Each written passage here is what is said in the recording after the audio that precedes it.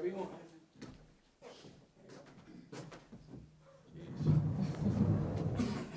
Honored. Lovely.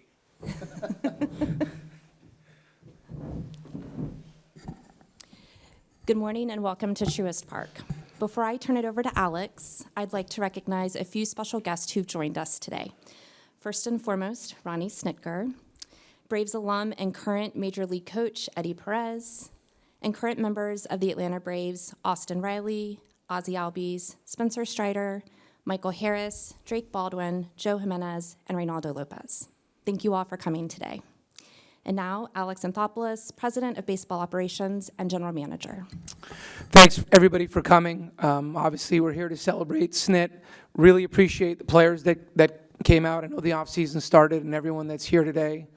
Just from a personal standpoint, I've said this many times, when I joined the organization, I never met SNIT. First time I met him was actually at my press conference, and he came to support me. And the partnership, the friendship, the success we've had together has been one of the great joys and honors in my career. And to be here today and to get to continue to work with SNIT in a front office role, and we get to continue that partnership and relationship is going to be a privilege, certainly. So with that, SNIT, I want to say congrats to an amazing run, amazing career, and hopefully a lot more years of success here. Yeah, thank you. Yeah. And I'd like to call up Terry to make a few comments. Yeah, thank you. Am I on here? Yeah. Thank you, Alex.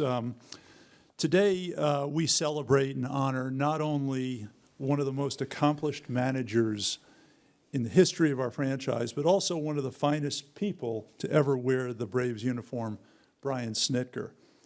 You know, in an era where loyalty in professional sports is rare, Brian's story is remarkable.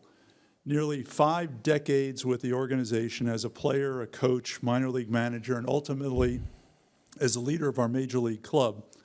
In just 10 seasons as Braves manager, he led the club to a remarkable 7 postseason appearances, 6 division crowns, and a World Series championship in 2021 that will live forever in the hearts and minds of our Braves country.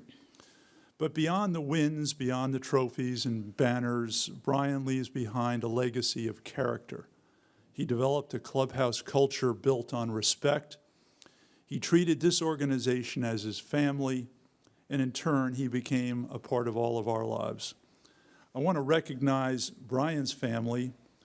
The life of a baseball player and manager isn't easy, as we all know. And Brian, your success is the result of the love and support of Ronnie, Aaron, and Troy. I know you can't wait to spend more time with them and your beautiful grandkids. And I also want to say thank you, Ronnie, for your lifetime of support that you have given to Brian, and a special thanks for the thousands of fans and employees you have helped over the years.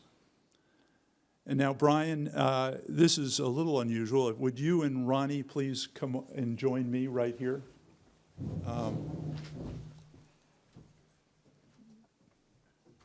Hug your sweetie. You know, on behalf of the Braves organization, I want to say thank you, Brian. Thank you for your decades of service and for your leadership. And while we won't see you in the dugout every night, we are grateful that you will still be with us in this organization, advising us on the future of our ball club. I have no doubt that you're going to get restless at home. And I also know how much you love your Ford truck. So we want you to ride around in style in a brand new pickup truck from Akins Ford. And we have a set of keys here for you. The new Ford truck is out there waiting on you. So, yeah. Yeah, and we know how much you and Ronnie enjoy traveling together, especially to the Hawaiian Islands. So we're sending you both on an all-expenses-paid trip to Hawaii, which includes 2 first-class round-trip tickets from your friends at Delta, and we hope that you'll enjoy that. And in lieu of some leis around your necks, this is some beautiful flowers and I know how much we talked about how much Ronnie enjoys flowers, so thank you very much. And finally, and most importantly, we look forward to welcoming you and your family and friends from across Braves country when we induct you into the Braves Hall of Fame early next season, Brian. So, Brian, you've given your life to this organization, and these gifts are just a small token of our appreciation for all that you've given us. You will always be a Brave forever. You too, Ronnie. And this organization will always be your home.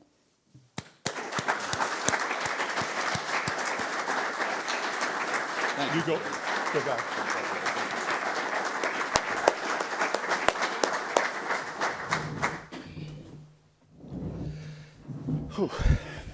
Well, thanks, Terry. Guys, I appreciate you being here.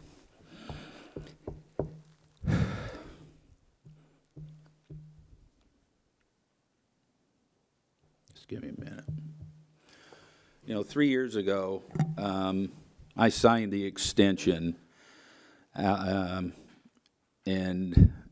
this, when I signed it, this was to be my last year, and I was kind of excited about it because I thought, well, it's going to put a reality to it, and I was really good with it. I was very appreciative that, honestly, I never thought I'd manage one day in the major leagues, let alone 10 years. I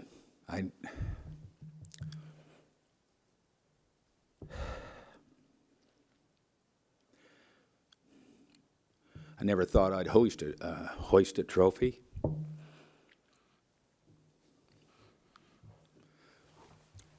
Or be around a group of guys that,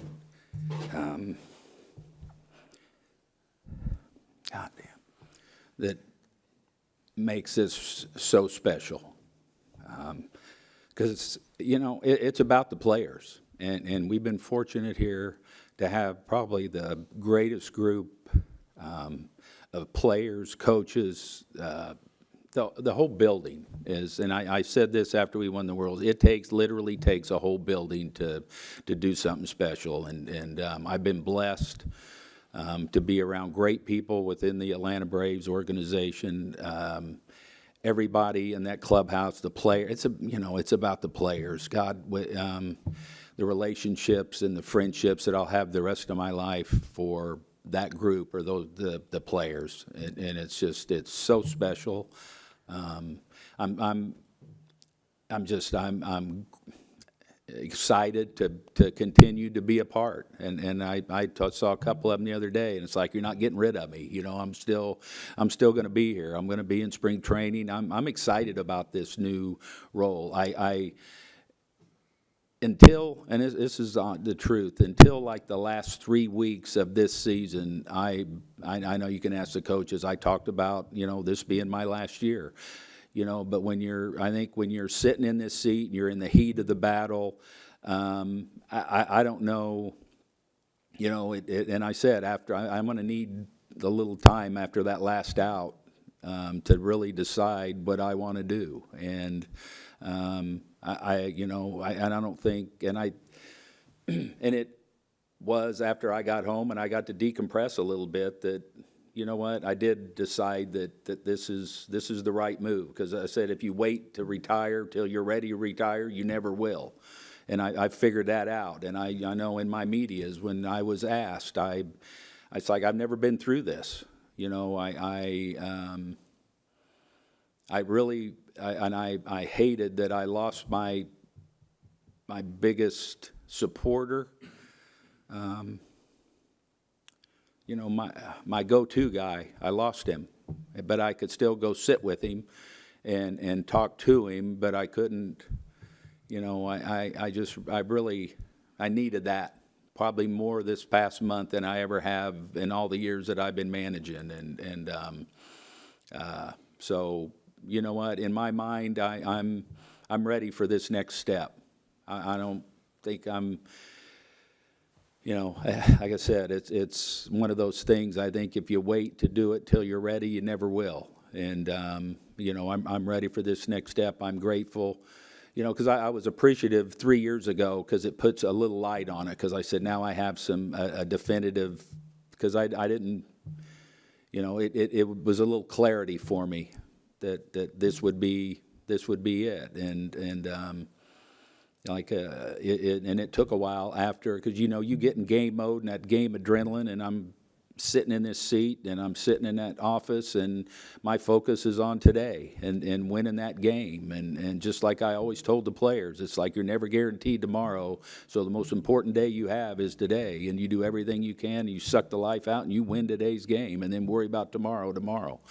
And, I think, but after sitting around a little, those few days and kind of reflecting and all, you know what, I'm ready for this next challenge and the next stage of my career. And I'm grateful for Terry and the Braves for allowing that to happen here, and to always be a Brave. And I will. I said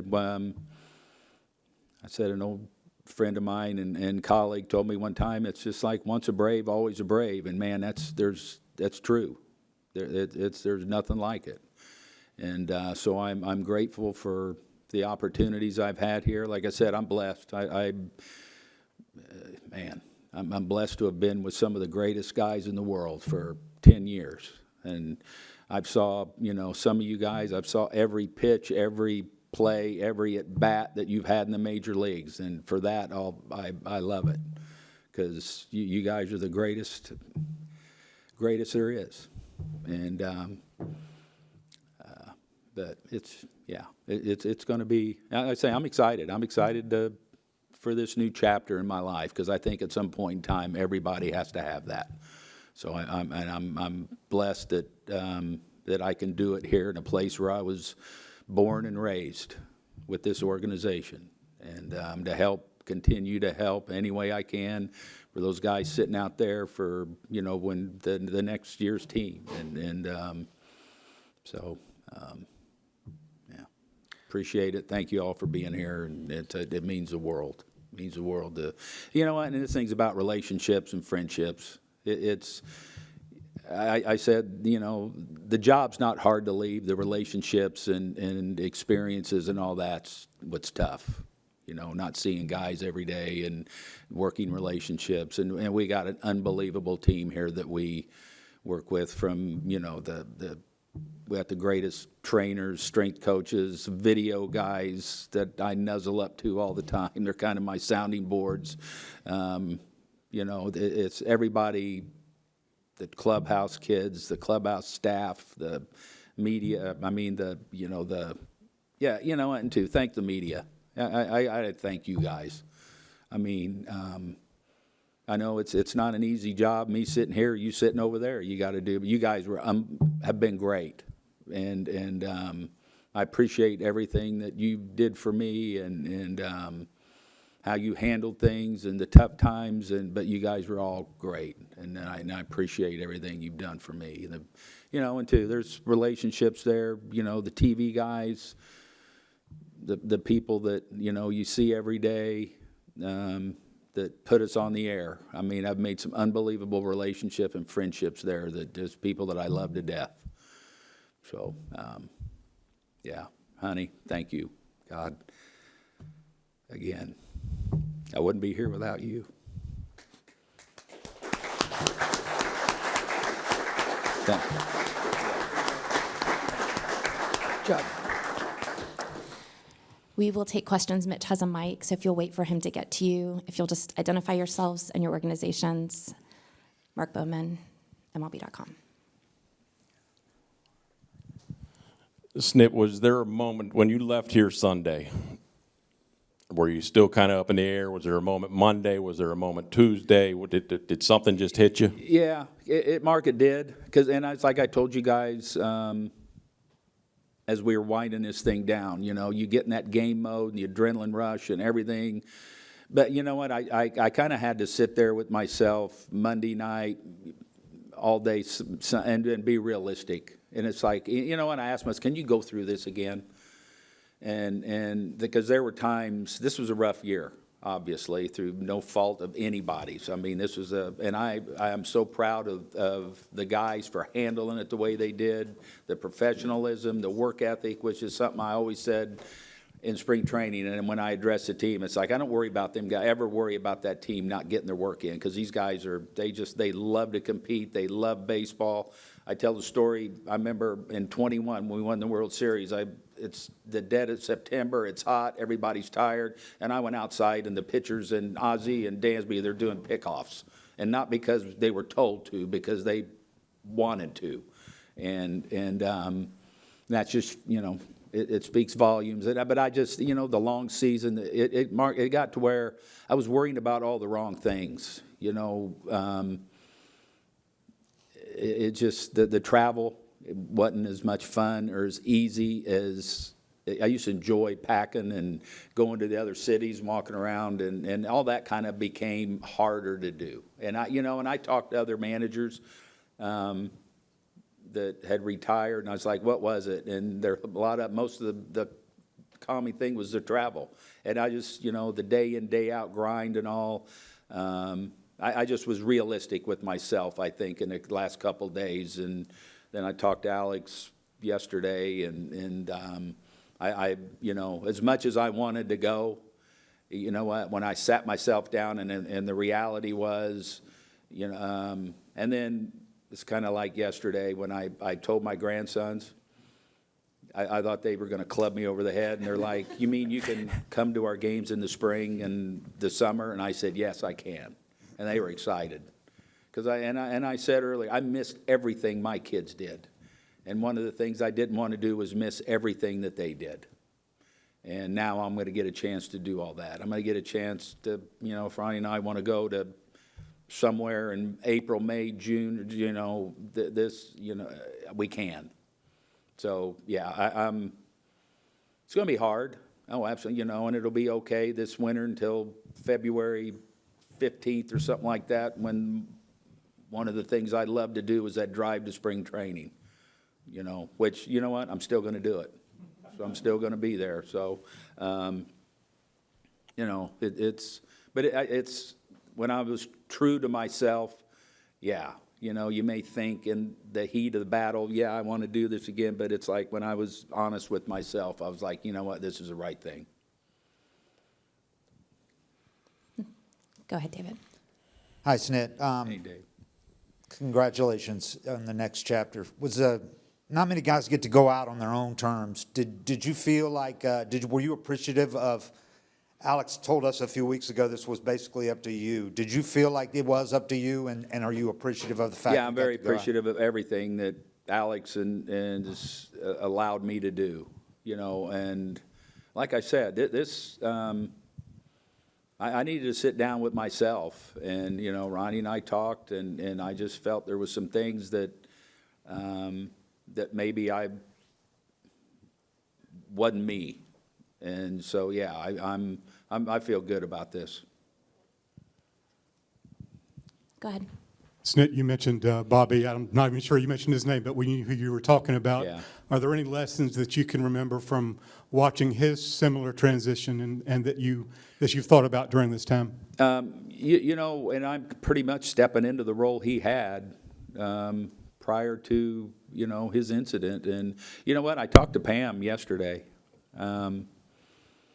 And the last thing she said, it was hard, and it's going to be hard for me to transition into this. I'm not lying. I've been doing this for 50 years, but she said once he got going with this exactly, he said he loved it, and I'm looking forward to the same thing. Maybe get to go out and look at an amateur player every now and then, something like that. I'm kind of looking forward to going back into the minor leagues and seeing some of our young prospects and find where the next Ozzie Albies or Spencer Strider is, things like that. So, she did tell me that he said once he got the hang of this position, he really, and I could tell he did, because I know I remember he'd jump in a car with Perry, and they'd go in spring training and go see a high school or college pitcher somewhere. And you know what, those things are fun, and you just get away from the day in, day out grind that that we are. I said we're all comfortably miserable in this game, so, but it's what we do, how we're wired, and what we love. And probably one of the things I'll miss is rolling over in bed worrying about where Drake Baldwin's going to hit the next day. Or, what's Spencer's pitch count going to be? Or, is Joe available to pitch today after 2 in a row? Or, what Lope or Michael, where I'm going to hit him, and things like that. So those are the things that, I think you miss as much as anything. But, yeah, it's going to be good. It's going to be a happy time. Barrett. Barrett Salee, 680 The Fans. That's kind of what I was going to ask, but specifically, what are you most excited about to do in your new role? You know what? It's just the freedom that I'll have, and talking to Terry and Alex, and it's going to be, pretty much my job to define, and the freedom that I'll have, and I think after 50 years, I still have something to offer, with everything I've experienced and all, but I just think, not being, 7 months a year, that you're just focused completely on one thing. You can kind of put your efforts and mind in other places. Zach. Hey, Snit, Zach Klein from Channel 2. Just can you clear up something, because maybe I just misunderstood it. When you signed that deal 3 years ago, did you know at that point that this would be the end? And was at the end of the season where you were just kind of getting torn?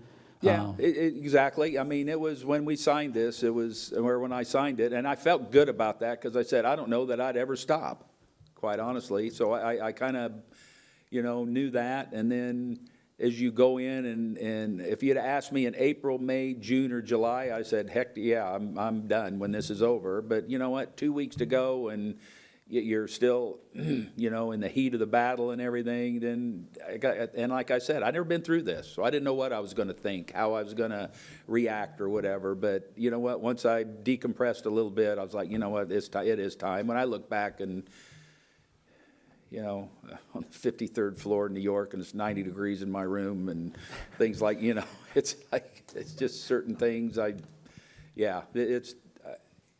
when I was, like I said, when I was true with myself, I wasn't going to look forward to doing this again. And just a quick follow-up, because there's a lot of fans out there that are talking that I know you never want the attention to be on yourself, but they would have liked the last weekend to be giving you your well-deserved flowers. Was there any thought of making the decision before so you can feel the love from Braves fans? I think I told one of the guys, I said, if, that's on me if I didn't allow that. So hopefully if I'm going into the Hall of Fame, everybody can come out and we can do it that night. We can just do it all one big one next summer. Gabe. Snit, when you reflect on these last 10 seasons, what makes you most proud? And on top of that, you're wearing the World Series ring. Could you just kind of reflect on, what that meant to your career and your life? Oh, my God. I think it's something we all dream about.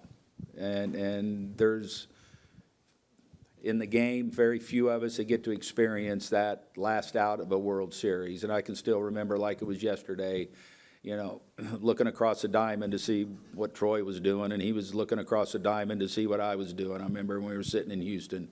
But it's just the whole, hopefully I'm leaving this better than what I got it.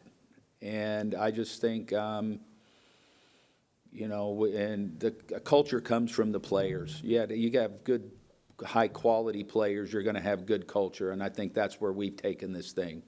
I kind of feel like when I first got it, there was a lot of square pegs and round holes, and we worked our butts off over the, to try and rectify that, and we did, and by getting a young Ozzie Albies and guys like that up here, we created, these guys created a culture, and I'm proud I'm proud that when I talked to players from other teams and they looked across the diamond and they saw how our teams played every night, how our guys came to play with energy, how, their dedication to the game, they see that. Teams and guys wanted to be a part of that. And when we brought guys in, they wanted to be a part of this.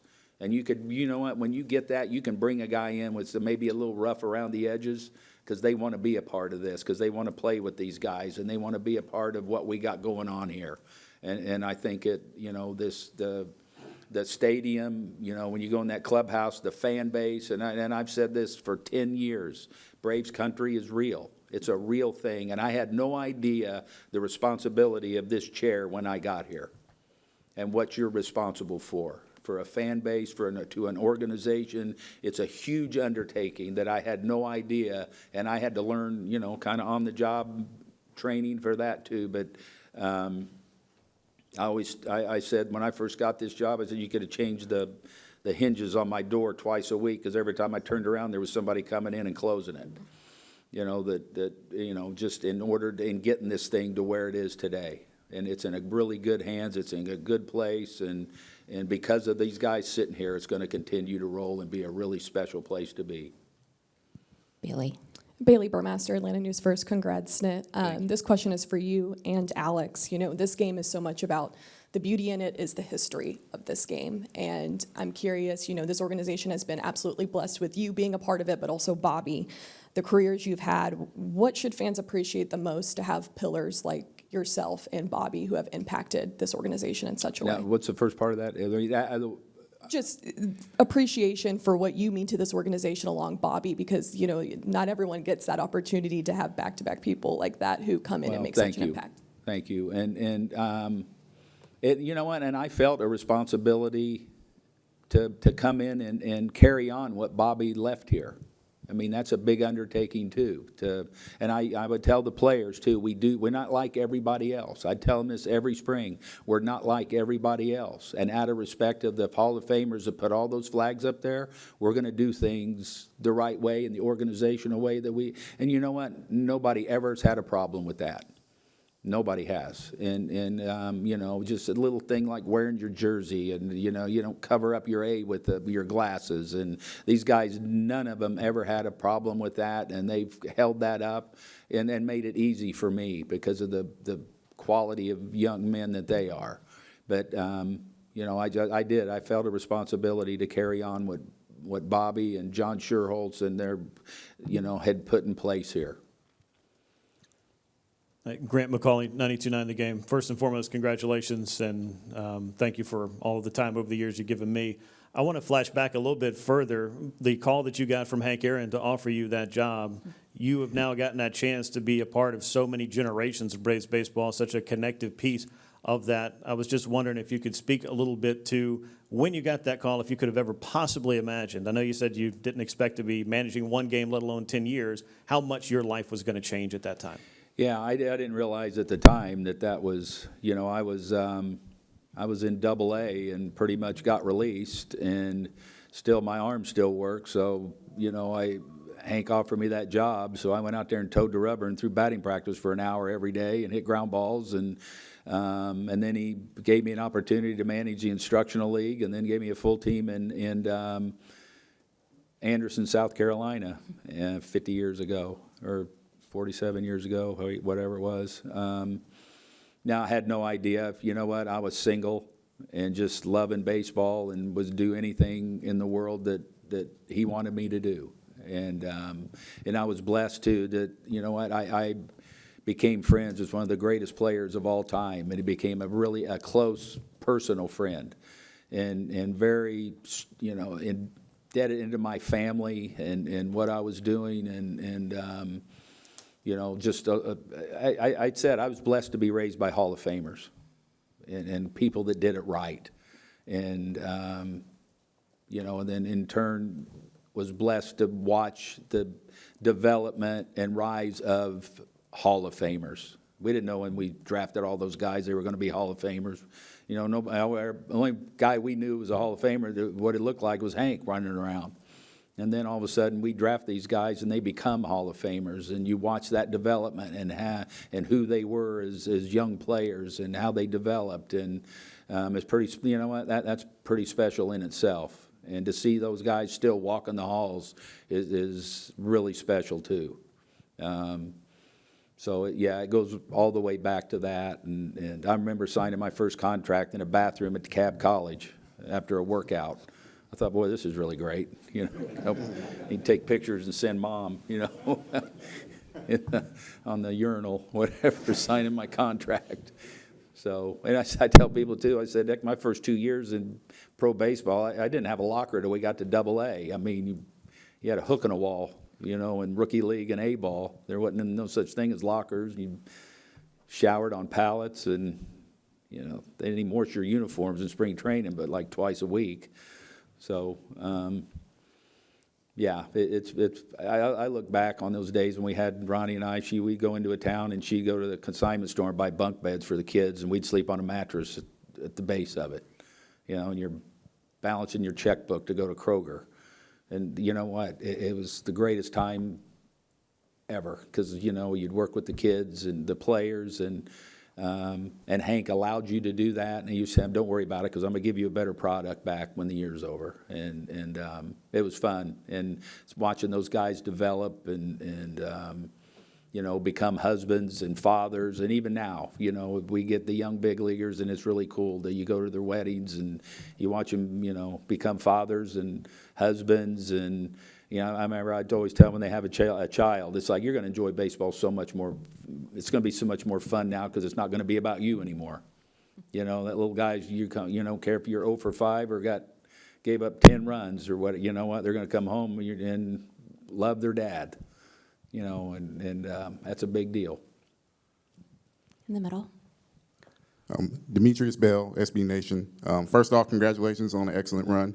And secondly, even though this wasn't the year you wanted, like, what was your favorite moment of this final season? You know what? That towards the end, it's real easy when you're going like we were, and how these guys hung in there. And like I said, nothing changed with the work ethic, the energy, the preparation, how they played the game. It didn't go our way a lot of times, but you know what? We made a run there in the end, and I was very proud of this team because I've been on the other side when I've seen good teams check it in.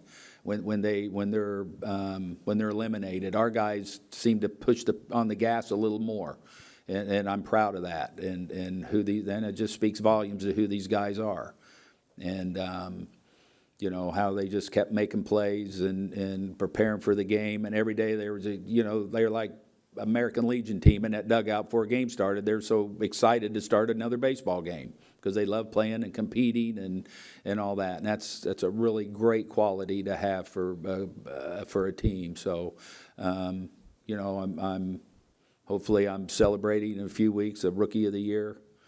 You know, that's very well deserved. And but you know, just watch it's Michael Harris had a really tough year. He's up and down and up and down. But I told him, I remember walking off the field in Sacramento, I got so much respect for that kid, because he's out there diving and climbing walls, and when a lot of guys that were going like he wouldn't be doing that. So that's a special person when they can do that, and that's just the epitome of what the team was.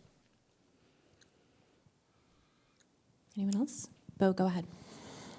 Alex, we're not going to let you get off easy. We're going to ask you a question. There you go. You have to break the streak. When a new GM comes in, usually, you know, maybe they'll go get their new guy. How fortunate do you feel to have formed the bond that you did with Snit over these past, what would that be, 8 seasons or whatever? 8, yeah. No, I mean, yeah. I had no expectations. I didn't have any plans. I know that was the media spin at the time. New GM, you're going to get your own guy, and we didn't know each other at all, but I click with him. I'm a big character integrity guy, and this guy, he uses it at all levels, and that leads to trust. And I think that's one of the most important things you need in these type of relationships. And obviously, just the little things I saw that first year, holding players accountable, the way he handled himself. I'm fortunate that, obviously, I followed the Braves as a kid, even growing up in Canada. I had TBS at home, so I watched a ton of Braves games. But I learned so much more about the Braves, the history, the tradition, the legacy, by having Snit. He was like my own almanac, really, when you think about it. And he talked about it a lot. And I take so much away, and I've learned so much from his career and just our conversations daily. You know, I'm really grateful. Coming here was unbelievable for me. Like Snit talked about, the expectations, the tradition of this place and the winning. And you feel that pressure because of what's been established with Bobby and John and all those great players in the Hall of Famers. So to have someone like that, best run of success in my career. And the reason I'm wearing this ring is certainly because of him. Go ahead. Hey, Snitker. Victor Prieto with Fox 5 Sports. When you reflect on everything across your 49 years, I think you've managed with the Brave system over 4,000 games. Just looking back in the position now, what do you think you're going to miss the most? The guys, the relationships. There's no doubt about it. It's the relationships in this game are, like I said, the job's not hard to leave. The relationships and all that are. And the players, the coaches, everybody in the building. We have such a great group of leaders and people in this building that understand, that it's special to be a Brave. And I'm going to miss all that. Snit here in the back. Georgia Chambers, Fox 5 Sports. Over the years, you've managed a lot of guys, developed players. But when you reflect on what they've taught you, what stands out? Yeah, no, and you know what? You never stop learning from the players, and that's you have to learn from the players. I mean, because they're the ones that you lean on, and just the quality of the individuals that I've been blessed to be around. That's stands out the most. It's just, how Paul Snyder, old scouting director, used to say, makeup is a tool. I've heard a lot of people say makeup's not a tool. Makeup is a huge tool. And you go in our clubhouse right there, and it oozes with makeup, and why we've been so successful here. And why that thing I talked about earlier, just the energy, the passion, the work ethic, is because of makeup. And that's one of the things I think that why this organization has been so successful. Because if you didn't have that makeup or whatever, then you weren't around here very long. I mean, because it takes that to win. Zach. Hey, Snit, when you finally came to peace with the decision and you told Ronnie that it's moving on to the next chapter, how'd she take it and what was her reaction? No, she was good. She's always yeah. No, that's pretty much like she said. It's you know what? It's my daughter. We're going through a rough spot during the summer, and she goes, "Dad, can you just come home?" And it is. It's now we have. Like I said, I missed everything my kids did, and I don't want to miss them three grandsons that I have. I want to be around as much as I can with them. And that's it. I think it's just, it's about our families. I always tell, we live close. We want to be. We're part of their lives. We like being around them. And so that's the biggest thing. In the middle.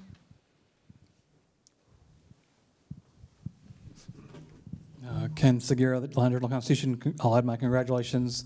I'm curious, 49 years, and you mentioned a lot of hardship, difficult times. Were there ever times where you thought, you know what, I like this, but maybe there's another way to make a living that's going to be better for a family, or whatever? What was the kind of the closest you ever came to? No, I think one of my recycles, I went on the back porch and and just wondered if this was for me. There's been a couple, early on, and then, like I say, one of my recycles from the big leagues, it was, do I want to keep putting myself through this? But it never got to the point where I actually acted on it, obviously. But there's always, I think, things when you have a young family, you're not making much money. Can I go? I didn't have much faith in myself of doing anything else, honestly. Okay. Thank you. Thank you all. If the media will stay seated for just a minute so we can get players and staff out, I'd appreciate it. Thank you all for coming. All right. Good job. Are we good? All right, thanks.